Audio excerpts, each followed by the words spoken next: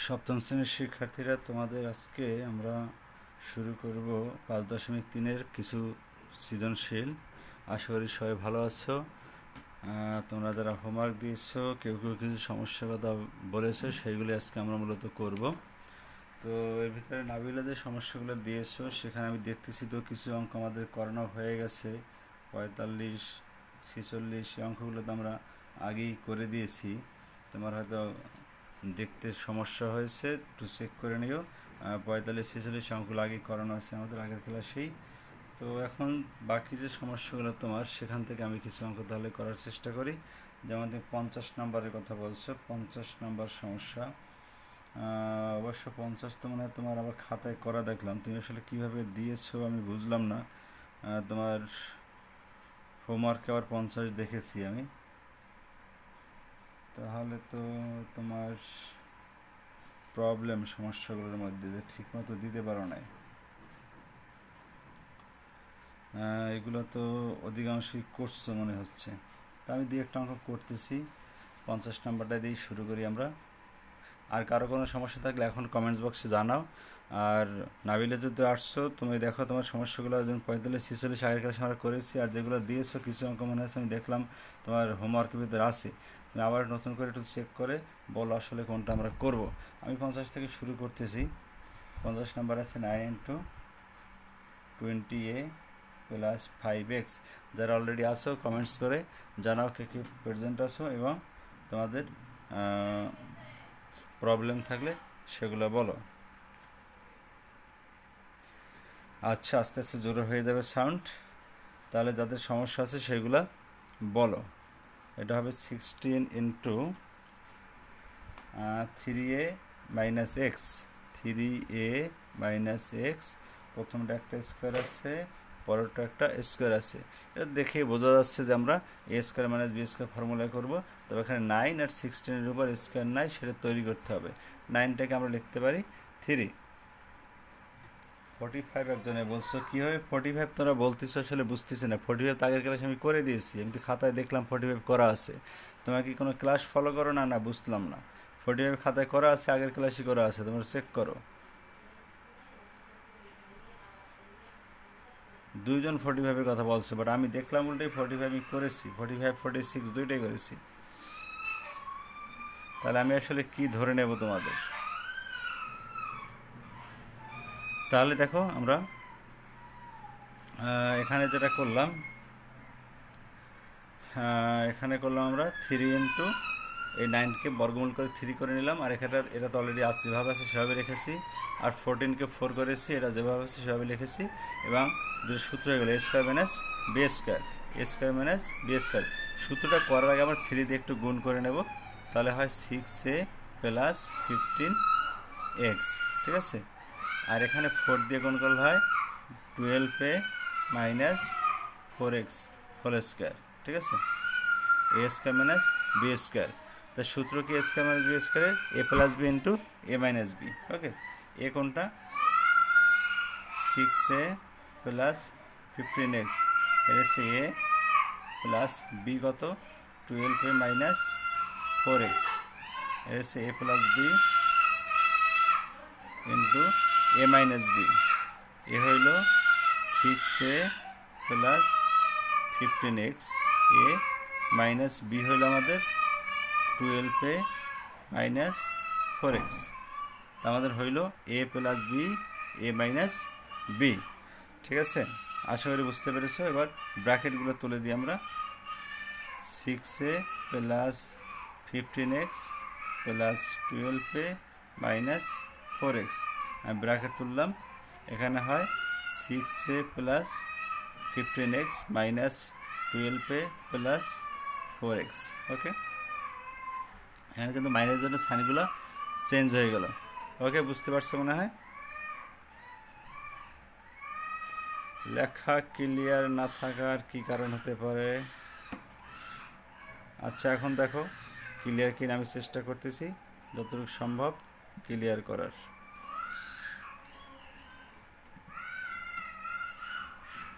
ওকে। এবার দেখো 6a আর হলো 12a যোগ করলে কত হয়?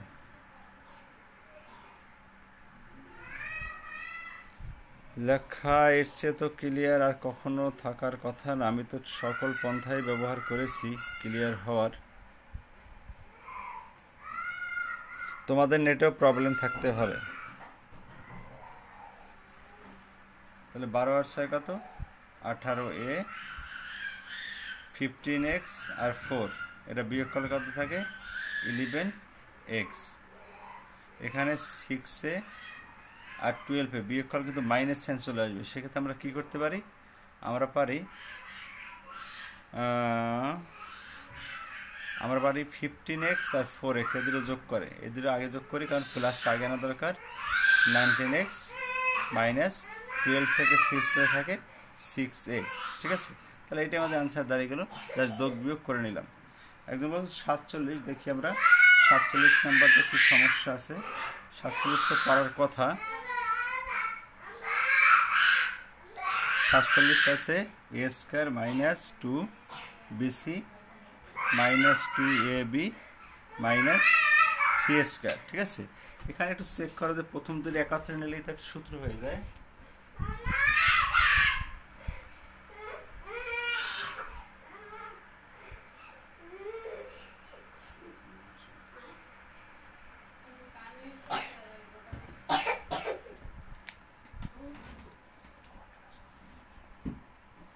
তাহলে দেখো প্রথম দুইটা এ স্কোয়ার আর সি স্কোয়ার, এই দুটো নিলে কিন্তু সূত্র হয়ে যাচ্ছে আমাদের। আর বাকি যে দুটো আছে ওখান থেকে কমন, এটা তো আমার মনে করে করিয়ে দিয়েছি। জানি না তোমরা আসলে কি অনেক কিছু করো, ওটা বুঝাতে গিয়ে আমাকে দিয়ে এখন তো দুইবার করাচ্ছ মনে হচ্ছে। ঠিক আছে, আমি এ স্কোয়ার আর সি স্কোয়ার, এ স্কোয়ার সি স্কোয়ার একত্রে নিলাম। আর মধ্য দূরে থেকে দেখো কমন নেওয়া যায়, 2 আছে বি আছে, তাহলে এখানে থাকে সি প্লাস এ। ঠিক আছে, আমি হোমওয়ার্ক পেয়েছি শুধু একজনের সম্ভবত, বাকি শুধু বলতেছো যারা সমস্যা বলতেছো এটা আন্দাজে ঢিল মারতেছো, কারণ এই অঙ্ক আমি করিয়ে দিচ্ছি একবার। তাহলে এ স্কোয়ার মাইনাস সি স্কোয়ার সূত্র করলে কী হয়? এ প্লাস বি, এ মাইনাস বি, এটা থাকলো 2b ইন্টু সি প্লাস এ, এটা থাকলো। এখন দেখো এই এ প্লাস সি আর এই সি প্লাস এ কমন নেওয়া যায়, এ প্লাস সি কমন নিলাম, এখানে থাকলো এ মাইনাস সি আর এখানে থাকলো মাইনাস 2b, অ্যান্সার হয়ে গেল। তাহলে তোমাদের সিএসটার কোনো লক্ষণ আমি পাচ্ছি না, শুধু শুধু যেগুলো করাচ্ছ আমাকে দিয়ে এগুলো তোমাদের পারার কথা। ঠিক আছে,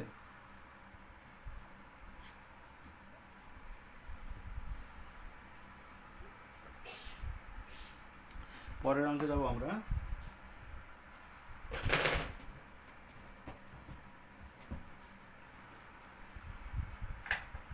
পরের অঙ্কটা দেখো কি বলা হয়েছে।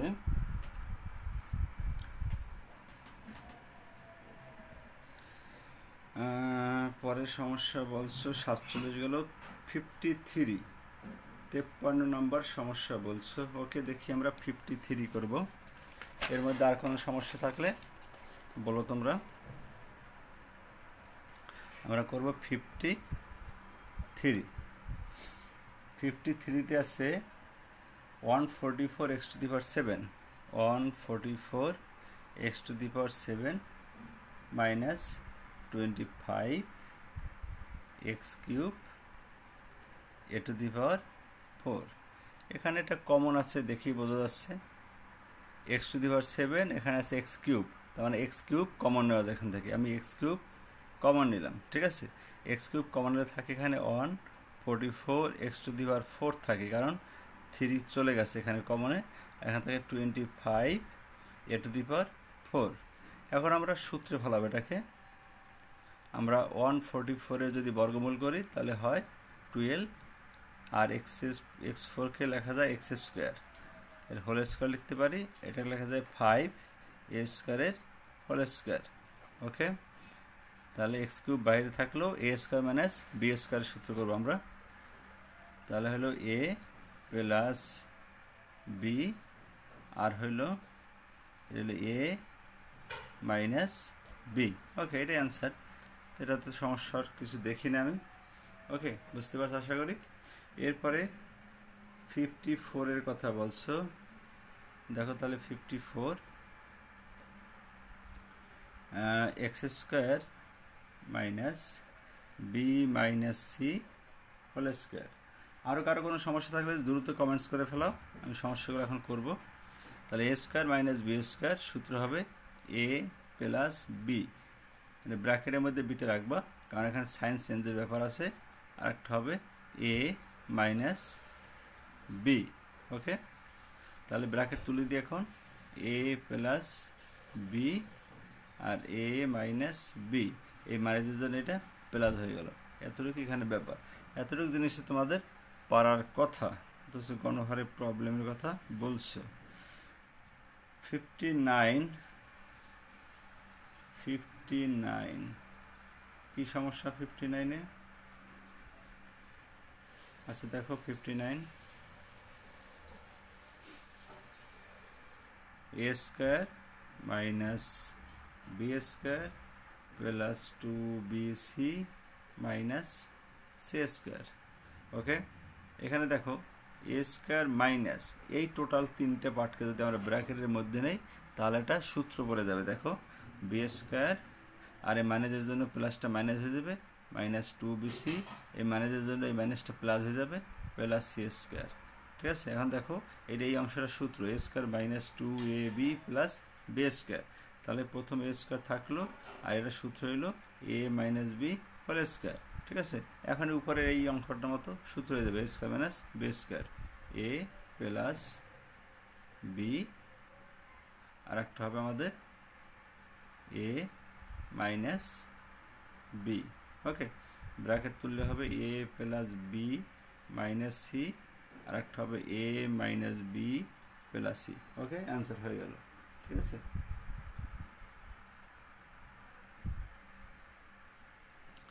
নেক্সট অঙ্কটা দেখি আমরা।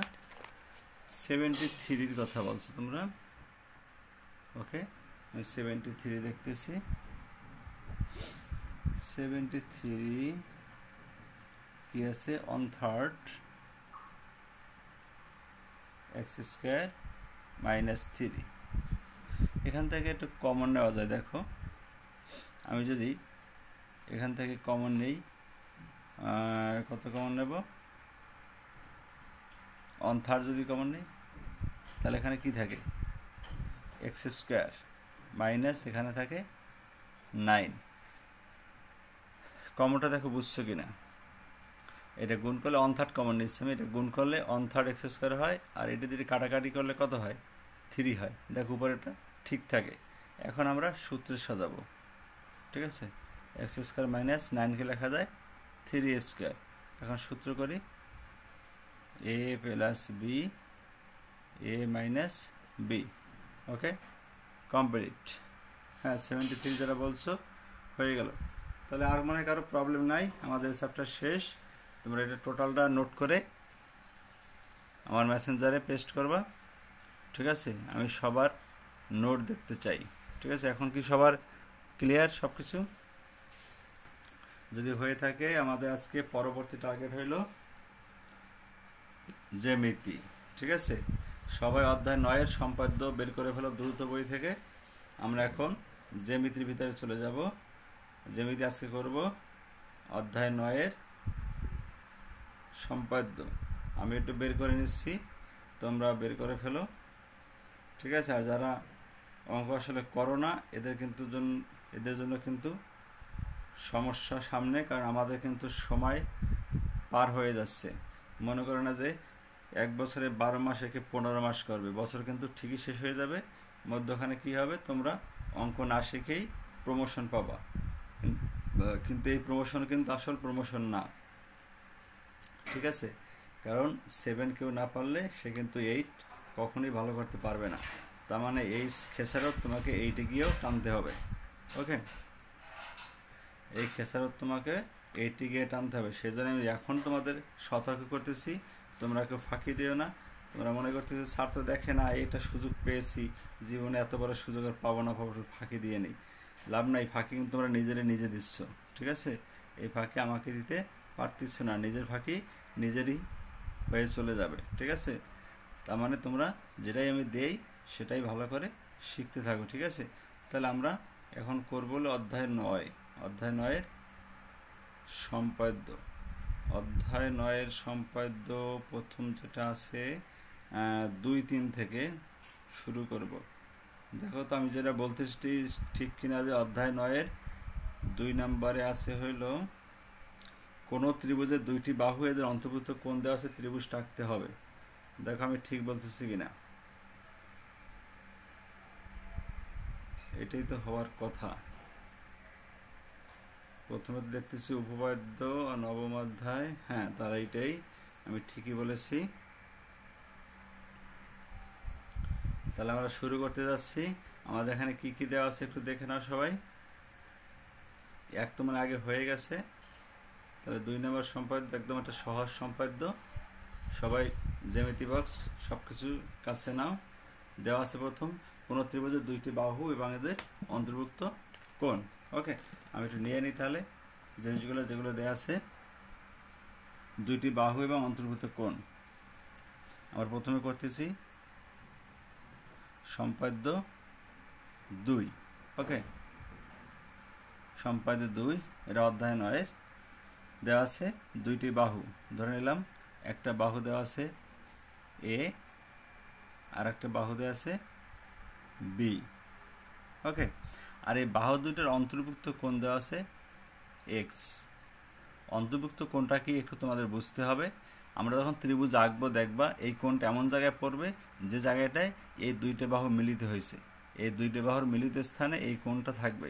এর অর্থ হলো এই দুই বাহুর অন্তর্ভুক্ত কোণ এক্স। ঠিক আছে, এটা অঙ্কনের সময় খেয়াল রাখতে হবে। ঠিক আছে, এখনো পেজ নাম্বার খুঁজে পাওয়া নয়, 138 নম্বর পেজ, 138 নম্বর পেজ। তাহলে দেখো আমরা যে কোনো রশ্মি নেব বিডি। ঠিক আছে, প্রথমে আমরা নেব যে কোনো রশ্মি বি ডি। দেখতে পাচ্ছ নিশ্চয়ই সবাই, যে কোনো রশ্মি বিডি। বিডি থেকে এ এর সমান করে বিসি অংশ নেব। আমাদের এ কোনটা আছে, আমাদের এ আছে এইটা। এভাবে আমরা এর সমান করে কেটে নেব। এই এর মাপ নিলাম। ঠিক আছে, বুঝতে পারছো সবাই, এর মাপ নিয়ে এখান থেকে বিসি অংশ কেটে নিলাম। এই আমাদের বিসি অংশ কাটা হয়ে গেল। বুঝতে পারছো নিশ্চয়ই, তোমরা আমার সাথে সাথে এঁকে ফেলো। বিসি অংশ কেটে নিলাম। এবার বিসি রেখাংশের সি বিন্দুতে এক্স কোণের সমান কোণ আঁকতে হবে। এই যে সি বিন্দুটা আছে, এই সি বিন্দুতে এক্স কোণের সমান কোণ আঁকবো। এক্স কোণ কই আমাদের, এই যে আমাদের এক্স কোণ। তাহলে আমরা এক্স কোণের সমান করে যে কোনো ব্যাসার্ধ নিয়ে এখানে আঁকলাম। ওকে, এবারে এই মাপটা আমরা সি বিন্দুতে মনে রাখবা। কোনটা আঁকতেছি আমরা কোন বিন্দুতে, সি বিন্দুতে। এটা খেয়াল রাখবা। এটা কিন্তু বি বিন্দুতে আঁকলে আবার করা যাবে। বি বিন্দুতে আঁকলে কী হবে, তোমাদের অঙ্কন চেঞ্জ করতে হবে। এবার দেখো এখানে কোণটা কতটুকু আছে, কোণের মাপটা নিতে হবে। এই যে কোণের মাপটা নিলাম, আসলে দেখতে পাচ্ছ। এবার আমি কি করব, এখানে বসাইয়া আঁকবো। এটা কোণের সমান করে কোণ তোমরা 6-এ শিখে ফেলছো, আশা করি পারবা। ওকে, এবার এটা আমরা যোগ করে দিলাম। আমি হাত থেকে করতেছি, তোমরা স্কেল দিয়ে এভাবে যোগ করে দিবা। ওকে, এই বিন্দুটা হয়েছে ই। ওকে, এটা কার সমান আছে, এটা হলো এক্স এর সমান। ছোট করে এক্স লিখে দেওয়া, এটা হলো এক্স এর সমান। এইবার আমাদের সি রেখাংশ থেকে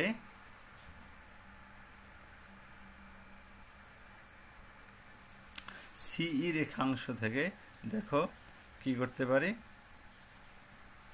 সি রেখাংশ থেকে বি এর সমান করে, আমাদের বি তো বাদ রয়ে গেছে, এল বি এর সমান মাপ নেব। খেয়াল করো, আমরা এই যে বি এর সমান মাপ নিলাম। ওকে, আমরা কার মাপ নিলাম, বি এর সমান মাপ। এবারে এইটা নেব সিই থেকে, এখান থেকে এই যে কেটে নিলাম বি এর সমান মাপ। ওকে, বুঝতে পারছো। তাহলে এটা ছেদ করলো কোন বিন্দুতে, এটা ধরলাম এ বিন্দু। ওকে, এবার এ আর বি যোগ করে দেবা। এ আর বি যোগ করলাম, আর এইটা কার সমান নিয়েছিলাম, বি এর সমান, এই জন্য ছোট্ট করে এখানে বি লিখে দিবা। এখন খেয়াল করো, এইটা নিয়েছিলাম এ এর সমান, নিচেটা নিয়েছিলাম এ এর সমান, এইটা নিয়েছিলাম বি এর সমান। তাহলে এ আর বি এর মিলিত স্থান কোথায়, এই সি বিন্দু। আর এই সি বিন্দুতে কিন্তু আমাদের কোণ এক্স আছে, এর নামই হলো অন্তর্ভুক্ত কোণ। বুঝতে পারছো নিশ্চয়ই, যে এ বাহুর সমান এলাম এইটা, আর বি বাহুর সমান এইটা। তাহলে এ আর বি এর মিলিত স্থান সি বিন্দু, আর সি বিন্দুতে আছে অন্তর্ভুক্ত কোণ। আশা করি বুঝতে পারছো। হয়ে গেল এটা আমাদের তোমরা বাসায় চেষ্টা করলে ইনশাল্লাহ এটা পারবা। তার পরেরটা আমরা দেখব, ঠিক আছে? পরের জ্যামিতিটা দেখো সবাই একটু।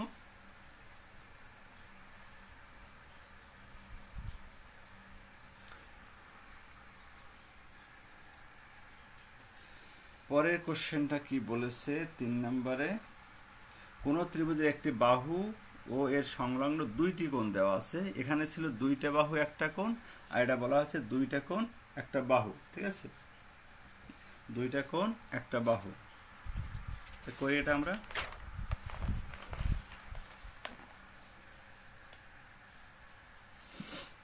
আমরা করব এখন কত, সম্পাদ্য 3 লিখতেছি।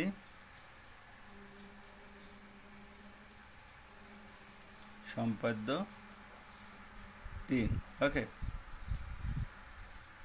সম্পাদ্য 3-এ কোন ত্রিভুজের একটি বাহু নিয়ে নিলাম, বাহুটা এটা একটু বড় নিবা, কারণ দুইটা কোণ আছে তো আঁকতে সুবিধা হবে।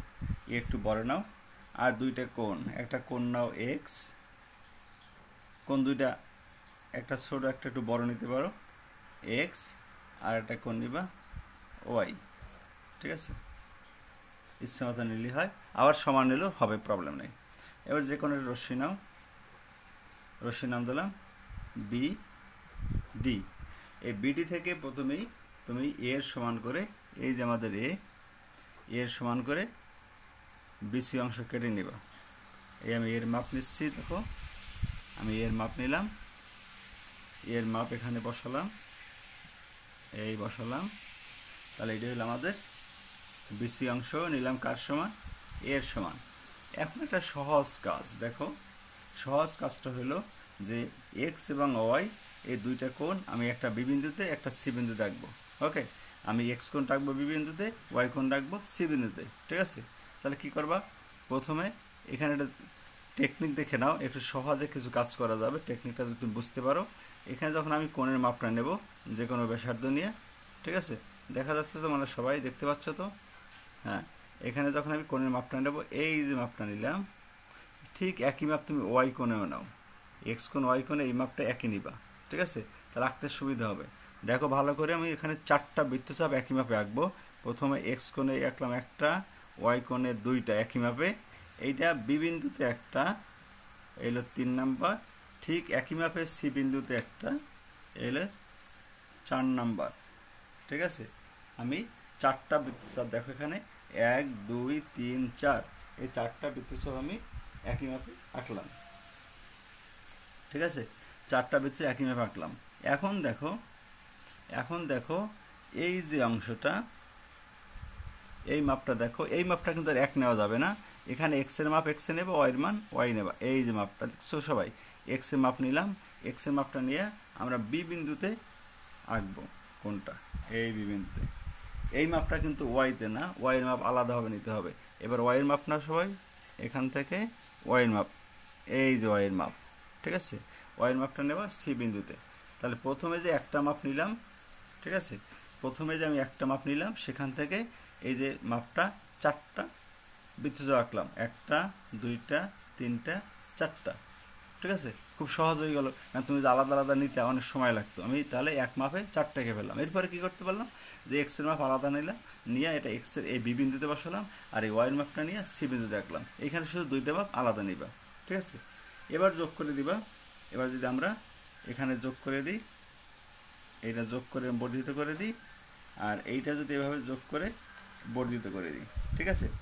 তাহলে দেখো কি দাঁড়ালো, তাহলে এটা ধরো বি, এটা ধরলাম ই, আর সি এর এটা ধরলাম এফ, এবং পরস্পর এরা এ বিন্দুতে ছেদ করছে, ওকে? তাহলে আমাদের এইটা এক্স কোণ ছোটো করে এক্স লিখে দেবা, এইটা ওয়াই কোণ ছোটো করে ওয়াই লিখে দেবা, আর এখান তো এই লেখা আসি, এবং এই ত্রিভুজ এ বি সি আমাদের নির্ণয় ত্রিভুজ, ত্রিভুজ এ বি সি আমাদের নির্ণয় ত্রিভুজ।